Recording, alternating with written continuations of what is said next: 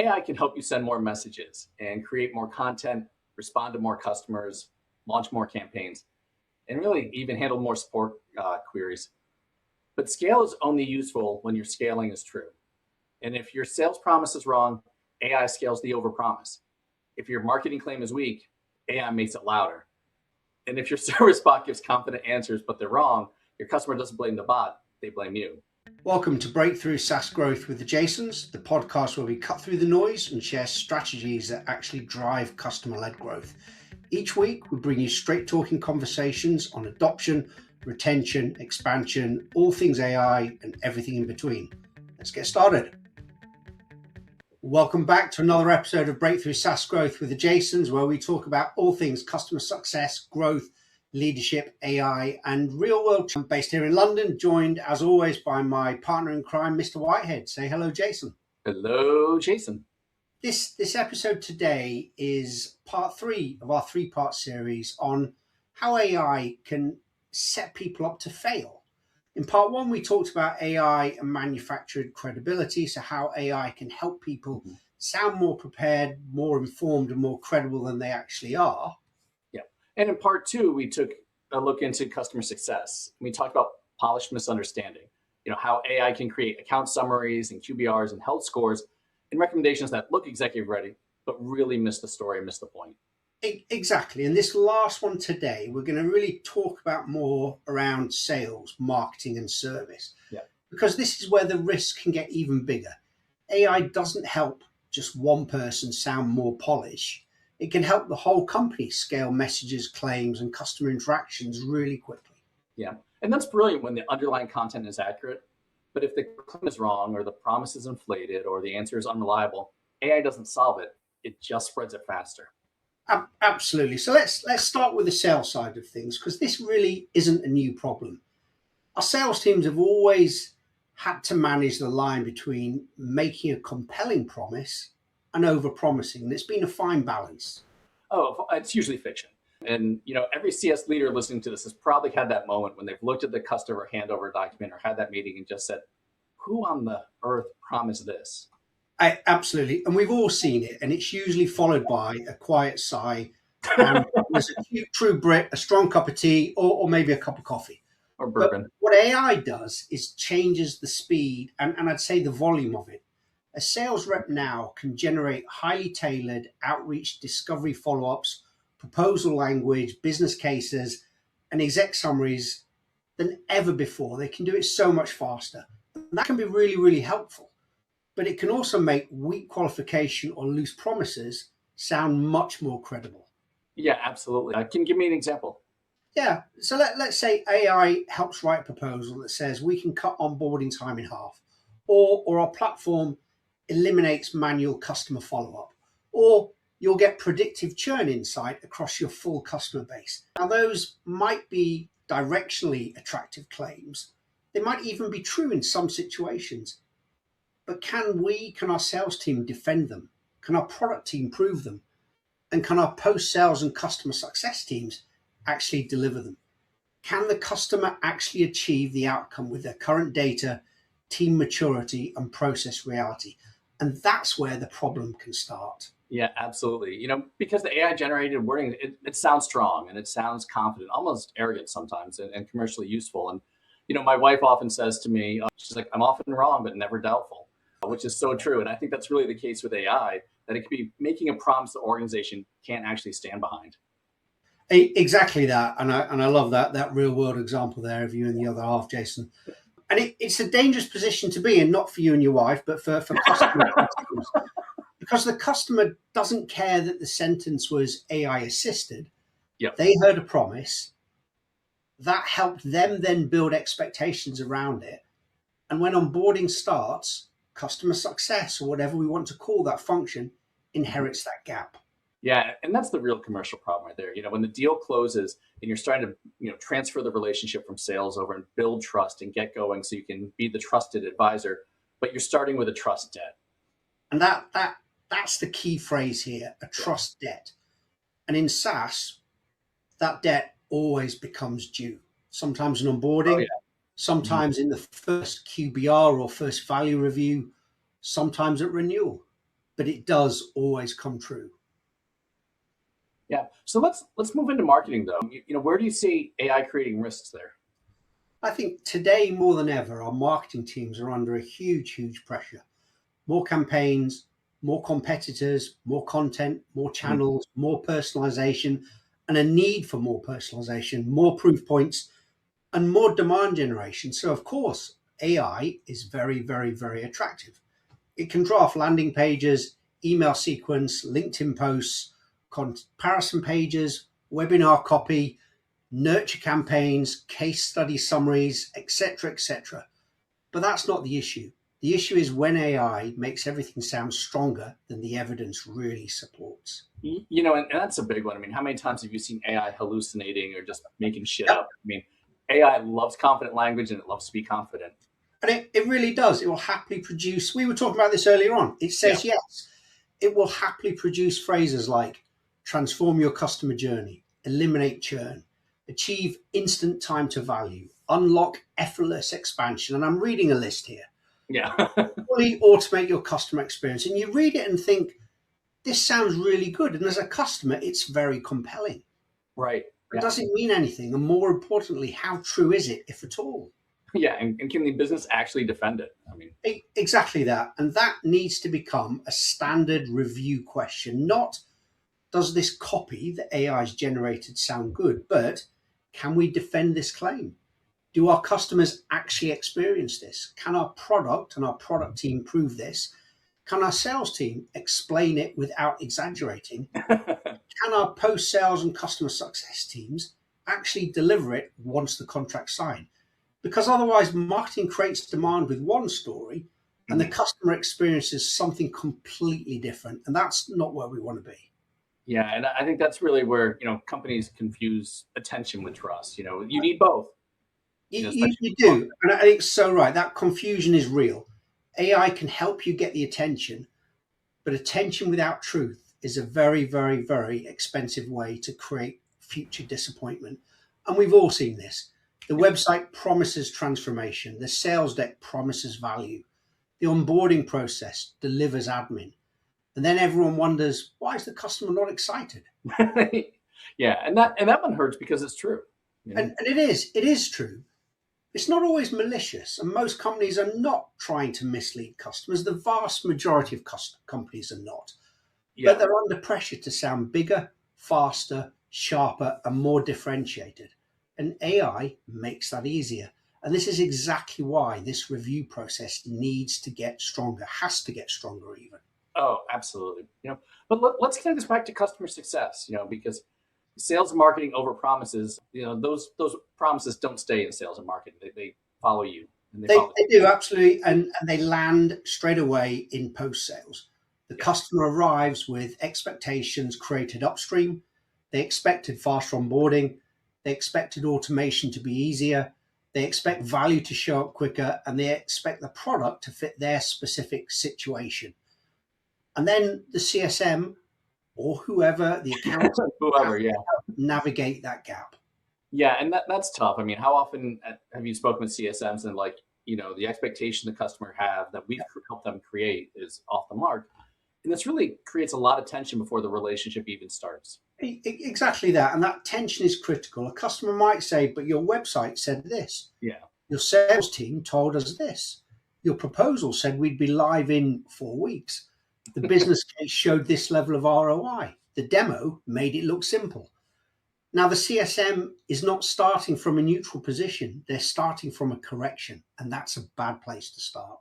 Yeah. And, I think, the CSM always starts from whatever expectations sales set. But when AI is helping sales and marketing set an accurate one, that's where you really get into trouble. Completely. And, instead of helping the customer move towards value, first the CSM has to spend time unwinding the overpromise while establishing trust and credibility to move forward. And that's not a great position to be in as a business or for an individual starting to build those relationships. And it's wasted trust. Yeah. And it's also wasted time. The CSM, CS team have to reset expectations. Implementation has to explain constraints. Product can get pulled into awkward conversations. Our commercial teams can get defensive. And most importantly, the customer gets frustrated. And all because that original claim sounded better than the operating reality. Yeah, and AI can make that worse because it can generate a lot of those claims very quickly, which is a real challenge. It is. And I think that's the key point. This is not just about one bad slide or one clumsy email. It's about scale. AI can produce hundreds of messages very quickly. It can produce ads, landing pages, full websites, proposals, and follow-ups. And if those are aligned to reality, fantastic. But if not, what you're doing is automating future friction. Yeah, and who doesn't love that? But Jason, let's pivot a little bit here and talk about service, because this is probably where customers feel the impact most directly. I think it is. And I think service is where this gets really, really important. Yeah. It's where the phrase confident wrong answer becomes very real. A service bot can sound helpful. It can respond instantly. It can use the right friendly language. It can summarize your policy. It can guide customers through steps. But if it gives the wrong answer, as many of them still do today, Yeah. that experience becomes far worse than waiting for a human. Yeah, and when the customer may act on that answer, they have trouble. And I know in my case, when I've gotten the wrong answer or the bot's been there, I get pretty pissed off at the company that they didn't quite train it right, that they said this was okay instead of actually providing the information I need. It is, and people have, organizations have invested in this tech trying to make these bots better.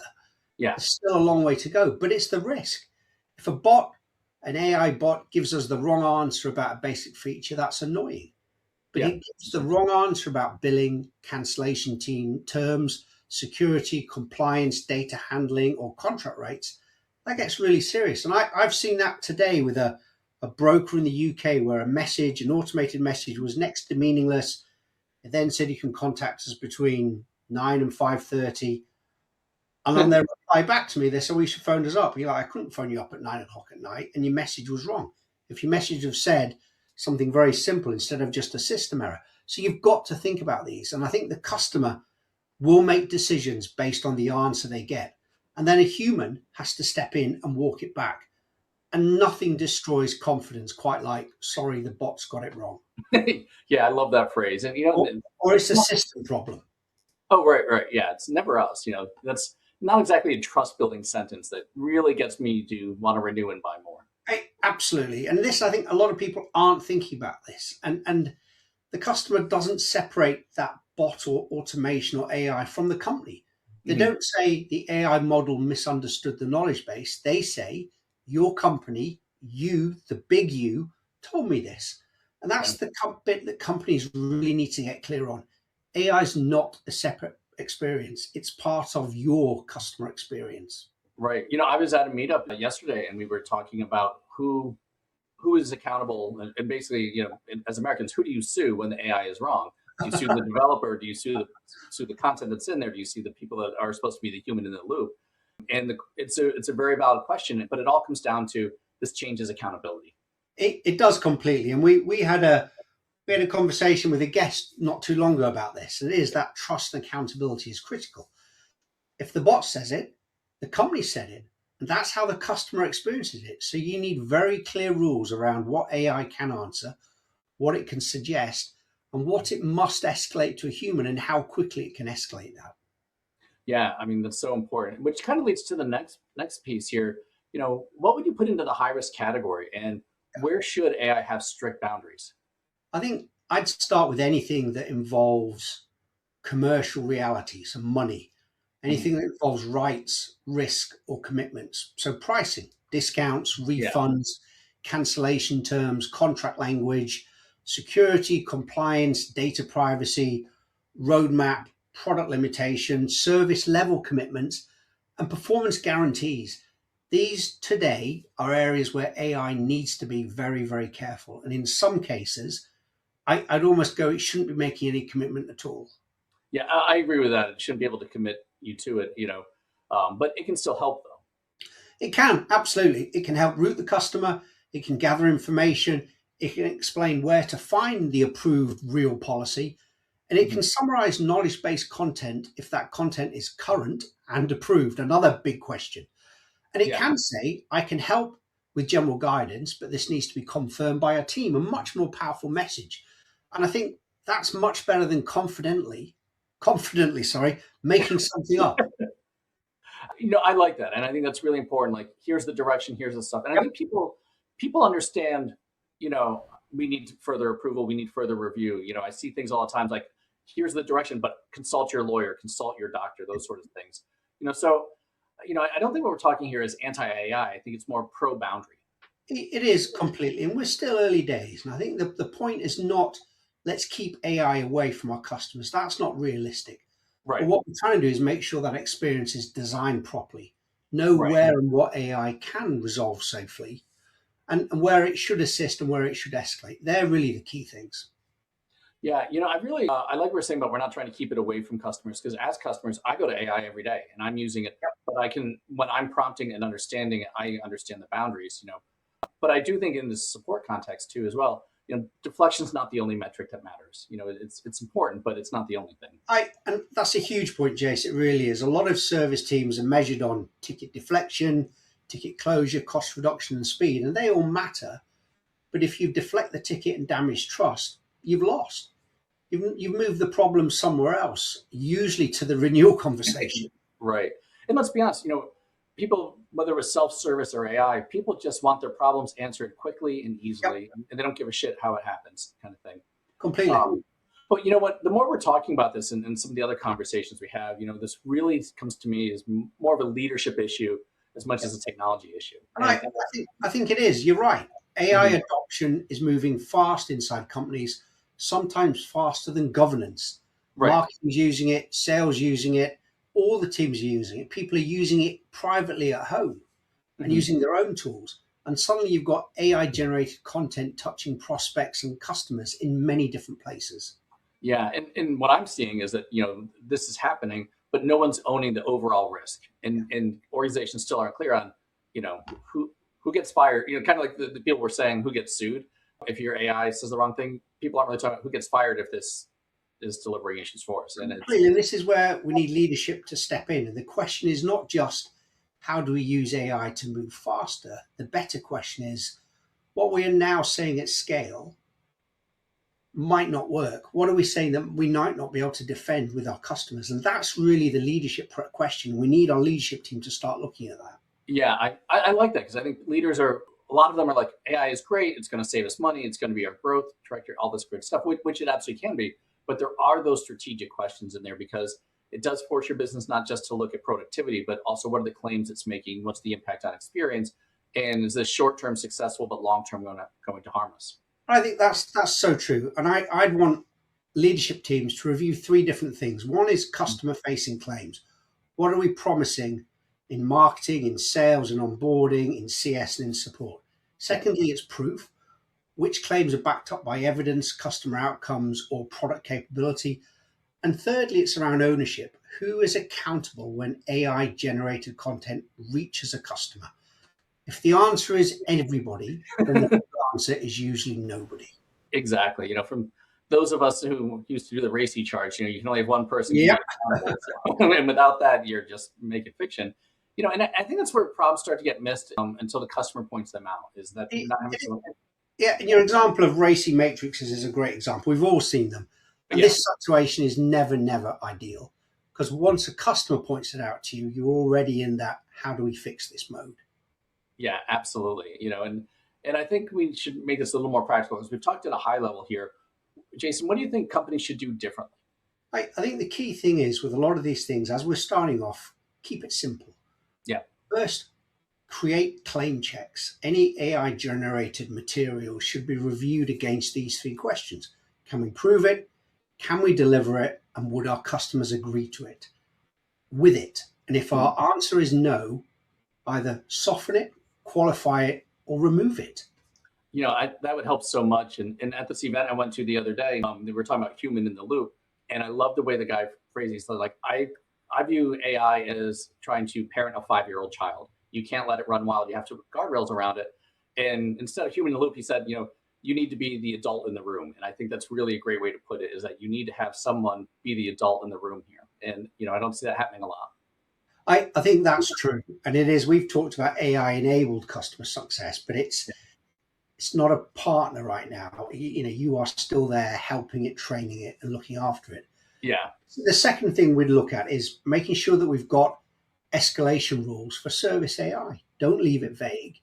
Define what AI can resolve, what it can explain, and what it's got to escalate, especially, as we said, around billing, legal, compliance, security, and also customer-specific commitments.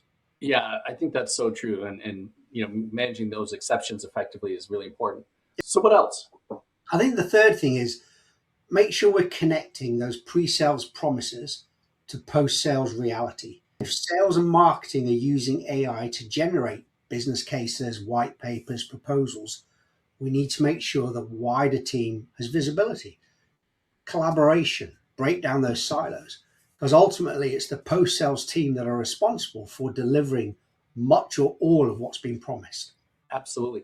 I'd love an AI bot that can really come in and call bullshit in real time during the sales discussions, whether it's, as you're having that conversation, it's going off the transcript or in the proposal that they could say unsupported, but that's my dream. And I think what you're talking about here is really that old alignment problem. It's just got a new AI wrapper around it.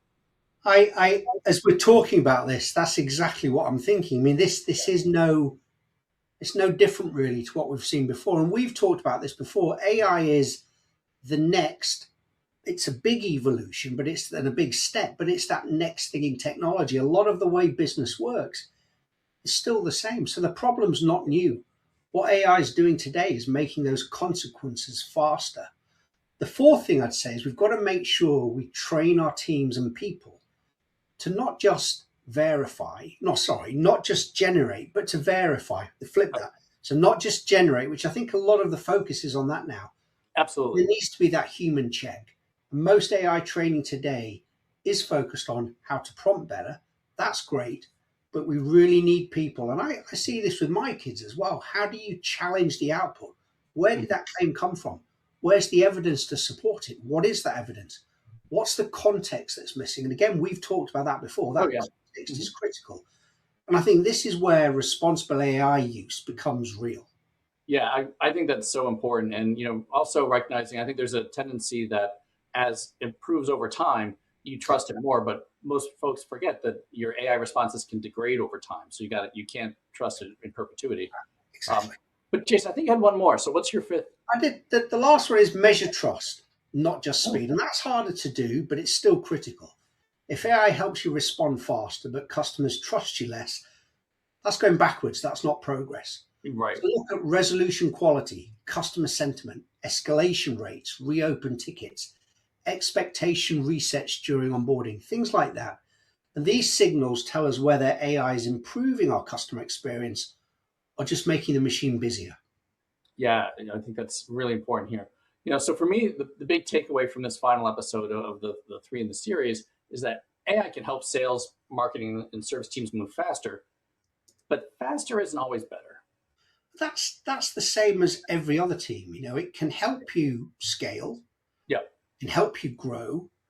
But if it helps you scale accurate, useful, honest content and communication, that's really powerful. If, on the other hand, it helps you scale inflated claims, loose promises, unreliable answers, that's a trust problem. Yeah. And customers don't experience that as an AI problem. As we said, they experience it as a problem with your company. Absolutely. And that's really the key there. Okay. So to wrap this up, I think this has been a good series. Yep. In part one, we talked about manufactured credibility and the situation that we had when someone reached out to us and said they loved our episodes and then admitted they hadn't done anything. And in part two, we talked about polished misunderstanding and customer success. And now in part three, we're really looking at bigger operational risk, and scaling the wrong message and the problems that can have. And I think that's the thread that's run through this kind of mini series, if you want, all three episodes. AI should help people be better prepared. It should make teams feel sharper. It should help companies serve customers more efficiently, but it shouldn't be used to come up with fake preparation, inflate capability, and avoid judgment. Because in technology and SaaS, and I think in broader companies and commercial reality, trust isn't a soft thing. It affects adoption, it affects retention, it affects expansion, and ultimately it affects commercial reality and revenue for us. Absolutely. Okay, so let's come to our breakthrough growth question. And so here's our breakthrough question for today. Where is AI helping your company scale communication with prospects or customers today? And what is the one claim, promise, or answer you most need to verify before it reaches the market? I love that. Look at your sales emails, look at your marketing pages, look at your proposals, look at your service bot responses, look at your onboarding promises. Pick one of those areas and ask, can we prove this? Can we deliver it? And would the customer agree? Because AI Absolutely. can help you go faster, but if you're scaling the wrong message, faster means you're going to hit the wall sooner. Absolutely. All right. Thanks for listening, everyone, to part 3 of this 3-part series on how AI can set people up to fail. And if you found this useful, please follow Breakthrough SaaS Growth with the Jasons on YouTube, LinkedIn, come to our webpage and sign up for our mailing list. And share this series with someone in SaaS who's trying to use AI responsibly across the customer journey. This has been a great conversation. I think doing it across the 3 different episodes has made a lot of sense. And if you, as our listeners, know anyone that would make an amazing guest for us or a sponsor that'd be a strong fit for the audience, do send them our way. And until next time, do keep closing the gap between what gets sold and what your customers are actually achieving. Thank you.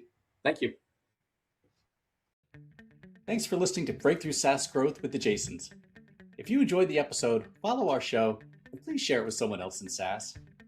You can connect with us on LinkedIn, YouTube, or at breakthroughsaasgrowth.com. And if you know a brilliant guest or a sponsor who'd be a strong fit for the audience, send them our way. Until next time, keep closing the gap between what gets sold and what customers actually achieve.